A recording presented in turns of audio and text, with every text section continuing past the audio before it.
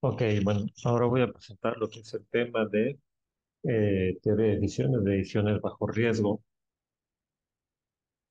Bien, ya habíamos visto de ediciones bajo incertidumbre, las cuales eh, no tienen probabilidades y por lo tanto de ahí vienen que son ciertas, no hay certeza de que ocurran y vimos diferentes métodos para su resolución. En este caso, una edición bajo riesgo se considera que son aquellas que tienen probabilidades. Básicamente, lo que tenemos que obtener de ellas es el valor esperado, ya sea maximizando las utilidades o minimizando los costos. Eh, bueno, recordemos que hay diferentes tipos de decisor, aquel que es adverso al riesgo, el que puede ser indiferente o neutral al riesgo, o aquellos que son propensos a tomar riesgos. Y bueno, aquí como un ejemplo, el caso del trasplante de corazón. Piensa qué ocurrió en la mente del paciente que se sometió al primer trasplante de corazón que ocurrió en 1967. Ya se habían hecho algunas pruebas con animales, ya habían salido exitosas, pero no se habían hecho nunca en pacientes. Entonces el paciente, cuando se le propone una cirugía de este tipo, pues ahí era una decisión totalmente tomada bajo incertidumbre, porque nunca se había hecho antes en humanos. No había probabilidad de saber, no había posibilidad de saber las probabilidades. Y bien,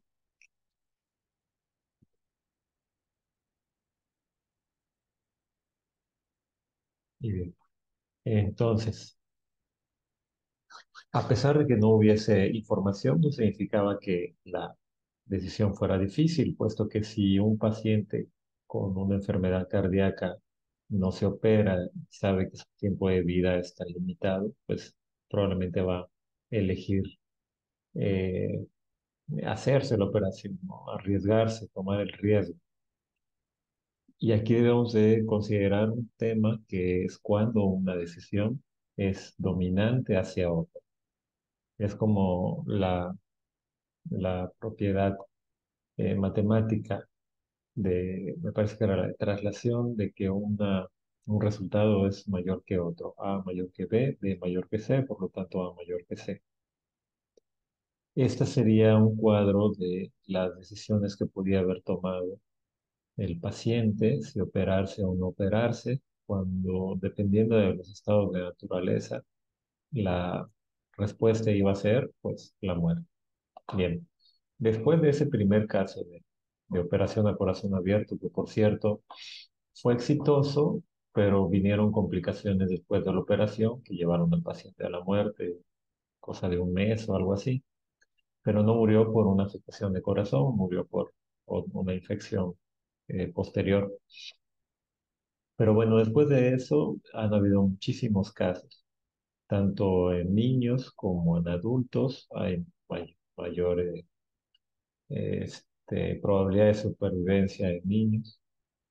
Y bueno, ha hecho que hayan pues un registro que entonces ya nos permite tener una probabilidad.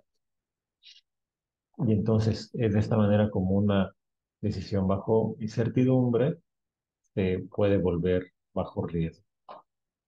Bien, el concepto de valor esperado es también el mismo concepto matemático de esperanza, el cual eh, es básicamente la sumatoria de los resultados de, de una variable aleatoria multiplicado por su probabilidad. Lo vamos a ver aquí de forma un poco más práctica. Entonces, aquí quiero poner algo. Decisiones bajo valor esperado. El objetivo es elegir maximizar o minimizar el valor esperado. Y aquí, bueno, en la tabla tenemos las alternativas, operar o no operar. Digamos que es un paciente que si no se opera, le queda año y medio de vida en promedio. Y aquí donde dice grupo A, grupo B, grupo C, grupo D, son personas que se han sometido a operaciones. Y cuando se someten a operaciones, hay un porcentaje del 7% de pacientes que solamente sobreviven 18 días. Hay otro porcentaje que logran vivir 2 años, otro que llegan a casi 4 años y otro grupo que llegan casi a los 15 años. Entonces, vemos que hay una probabilidad alta, 70%, de alargar la vida en comparación con un medio, pero sigue habiendo probabilidades de que no resulte. La idea o la forma de encontrar el valor esperado, entonces, con la función matemática, es multiplicar cada uno de esos resultados del tiempo que puede vivir por la probabilidad. Entonces, estos 2 años por la probabilidad de que ocurra, 7,8%.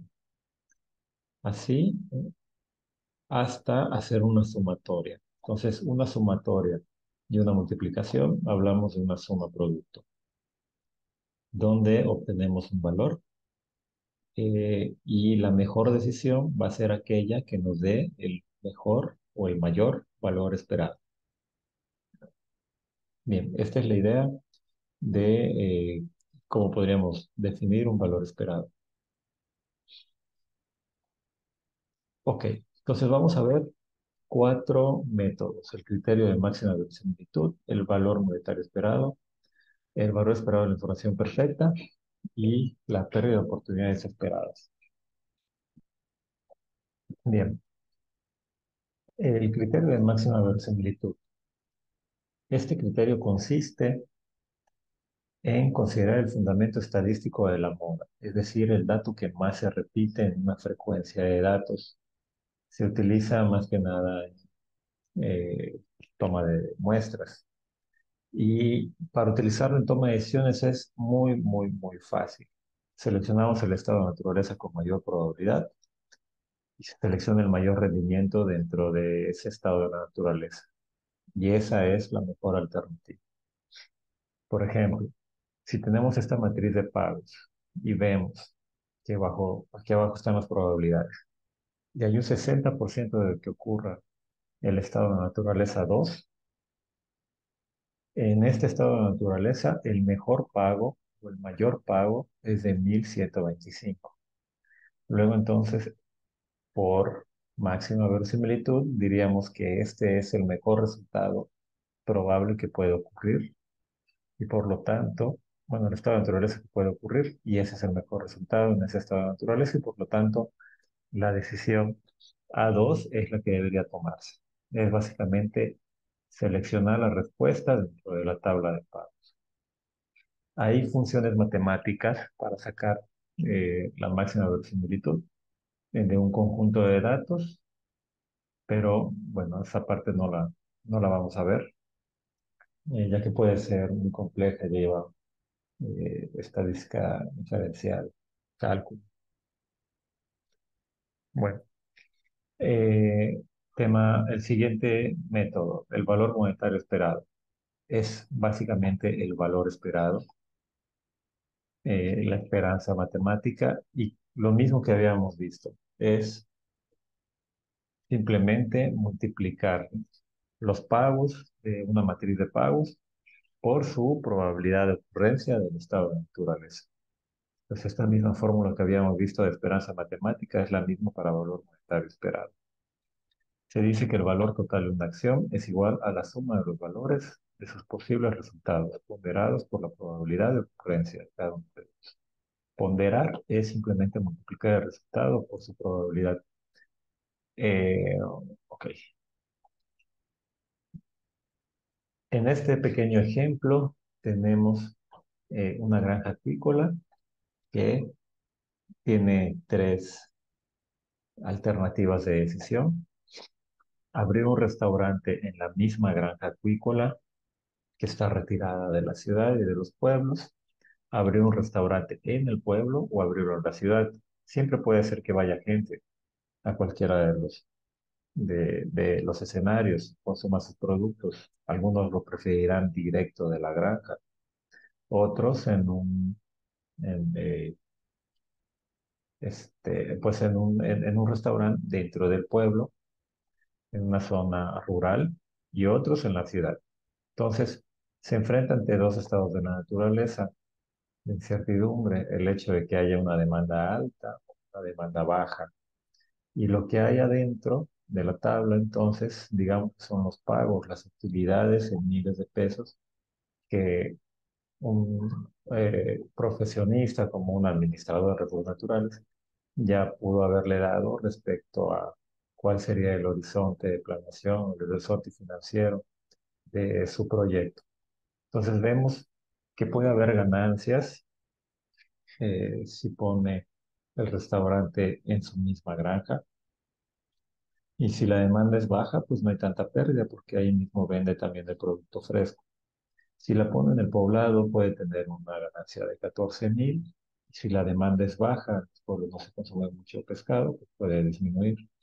Pero en la ciudad sí es mucho más costoso poner un restaurante, pagar derechos de piso y pagar diferentes eh, permisos al municipio.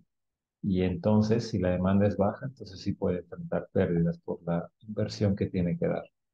Sin embargo, hay una buena probabilidad eh, de que el restaurante sea exitoso, con un 80% de probabilidad.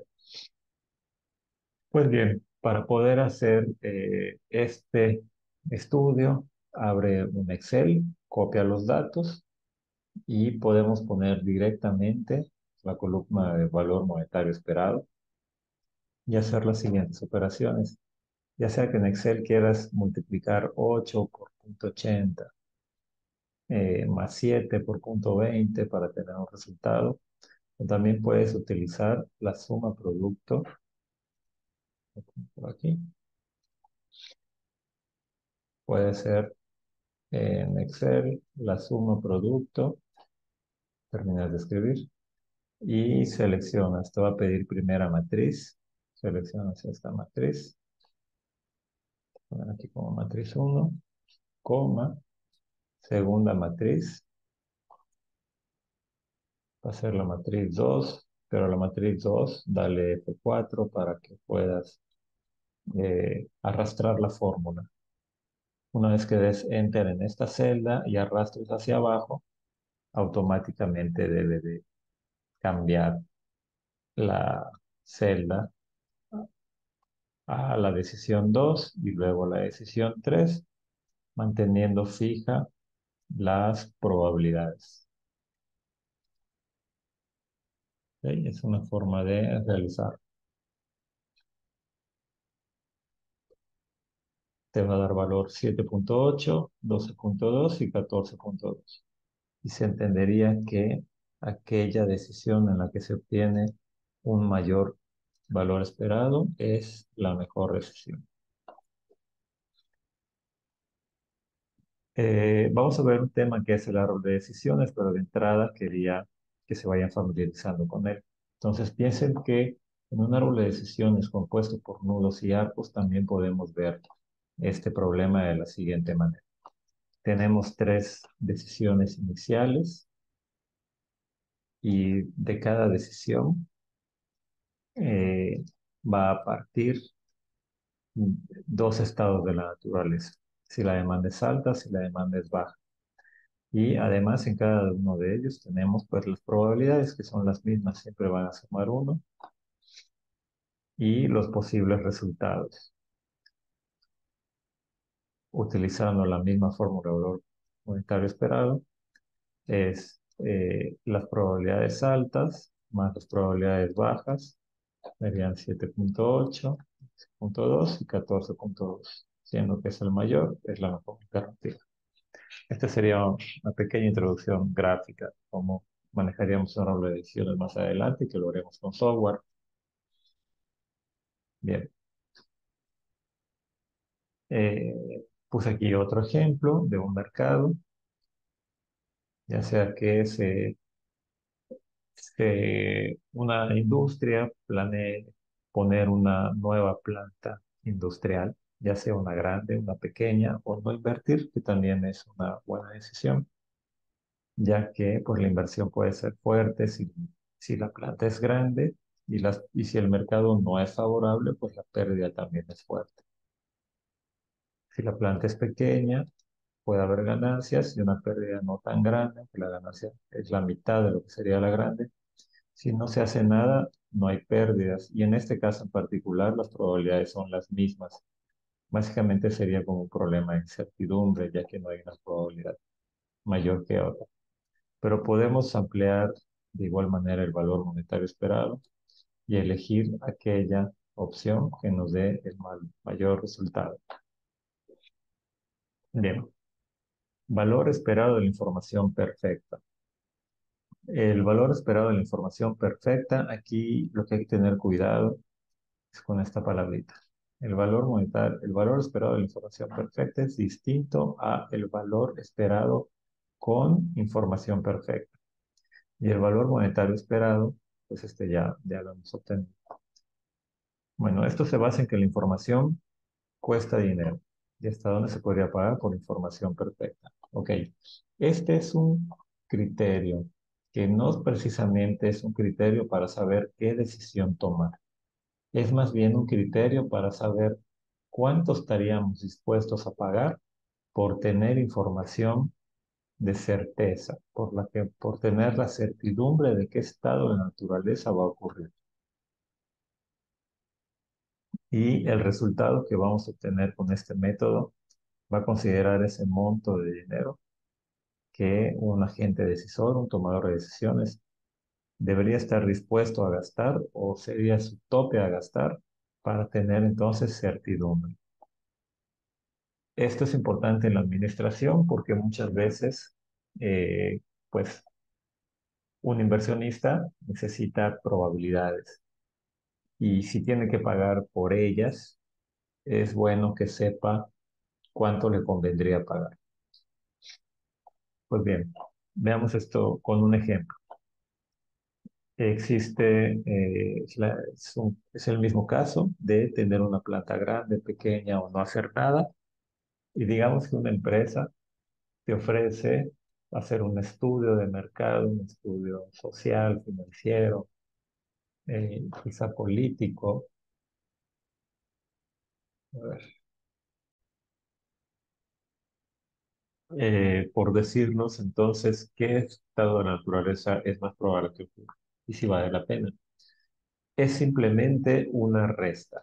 Para hacer esta resta necesitamos dos datos. Entonces, el valor esperado con información perfecta y el valor monetario esperado. Esto lo podemos considerar que es un valor con certidumbre, más o menos, sin información perfecta, pues.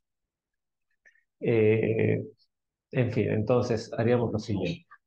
Para el estado de naturaleza del mercado favorable, el primer estado de naturaleza, lo primero que tenemos que obtener es cuál es el valor mayor. Es decir, si este estado de la naturaleza ocurre, ¿qué es lo mejor que puede pasar? Y en el siguiente caso de que el mercado sea desfavorable, es pensar de esa manera o razonar de ese modo.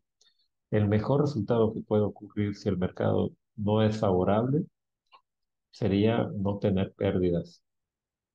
Por lo tanto, tendríamos planta grande si el mercado es favorable y no hacer nada si el mercado no es favorable. La operación para tener el valor esperado con información perfecta sería entonces multiplicar únicamente esas dos opciones y sumarlas. Esto lo podemos sacar en Excel tomando el valor máximo de cada estado de la naturaleza y restándolo, perdón, y multiplicándolo por su probabilidad. Bien, entonces ya tenemos el primer término de valor esperado con información perfecta. Y antes habíamos sacado el valor monetario esperado sin información perfecta, que es de 40.000. Entonces debemos de restar estos dos valores, 100.000 menos los 40.000. Y el resultado es la cantidad que deberíamos estar dispuestos a pagar eh, por tener información de qué estado de naturaleza va a ocurrir.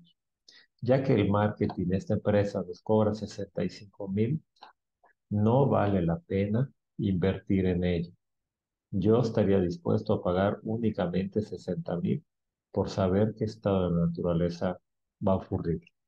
Pagar más significaría que yo enfrente pérdidas, eh, que yo pudiera enfrentar pérdidas en alguno de estos escenarios. Ok, aquí es otro ejemplo con tres estados de la naturaleza, tres y tres alternativas. Entonces, de nuevo, el- si el escenario uno ocurre, lo mejor que puede pasar es tener ingresos de 900.000, en el estado de naturaleza 2, 1.125 y en el estado de naturaleza 3, 1.350. Bien, el valor monetario esperado, que es el valor sin información perfecta, me diría que la alternativa 2 es mejor. Bien, si yo obtengo, el- si, bueno, si simulo cuál sería este valor esperado con información perfecta, sacaría estos valores que son los mayores en cada estado de naturaleza, los pondero por las probabilidades de ocurrencia y obtengo cierto valor.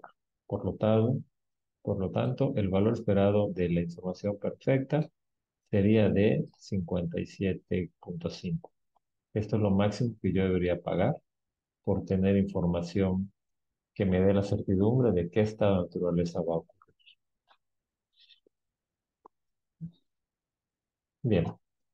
Y el cuarto criterio es el de pérdida de oportunidad esperada.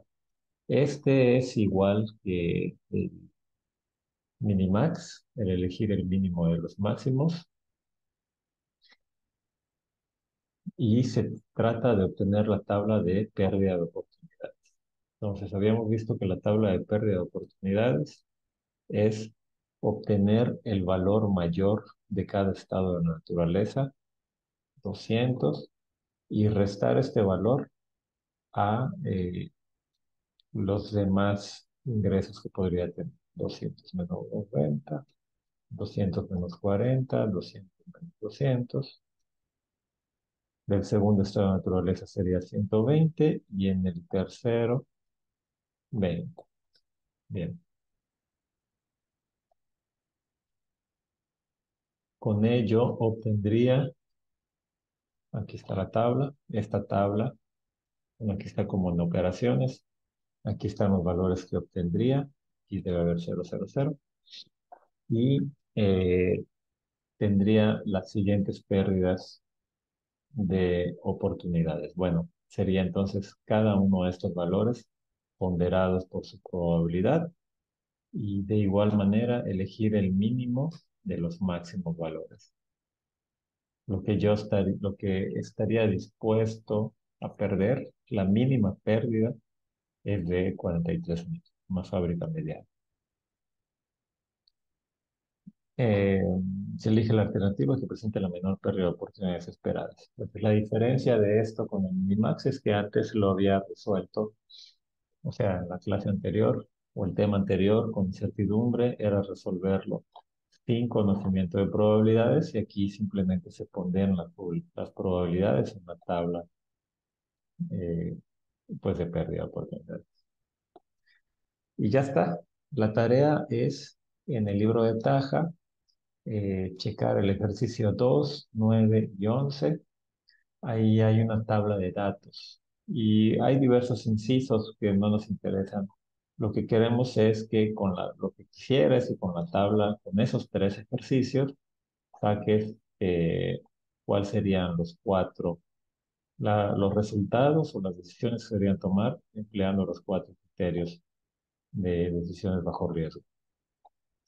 Además, voy a marcar una tarea hoy, más tarde y ya la verán en el Classroom después de la clase. Mm, Vamos a ver, quería mostrarte, a ver,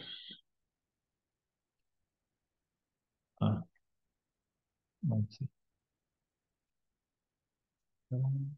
o sea, el libro de Taja,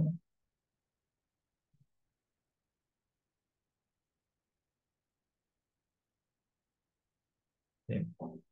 Entonces, más o menos en esta página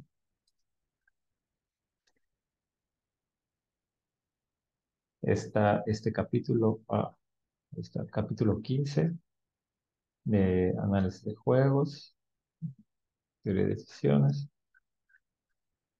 y vimos que era la página 550 y algo. Vamos a ver. Problemas 15 2A. Entonces, es el problema 2. Con la información que hay en el problema se puede sacar la tabla. Y lo que menciona el problema 2 de representar el problema en un árbol de decisiones, esto no es no lo vamos a realizar precisamente así. Vamos a emplear los cuatro métodos: máxima de similitud, valor mental esperado, valor presente, valor esperado de la información perfecta y el POA.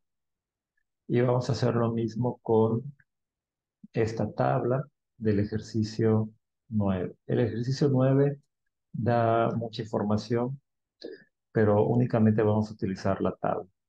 Y el ejercicio 11 nos dice, resuelve el problema 9, pero ves que este tiene dos estados de naturaleza, nos pide agregar un estado más y ajustar las probabilidades y volver a obtener los resultados. Es un poco de lectura y práctica, no es eso espero.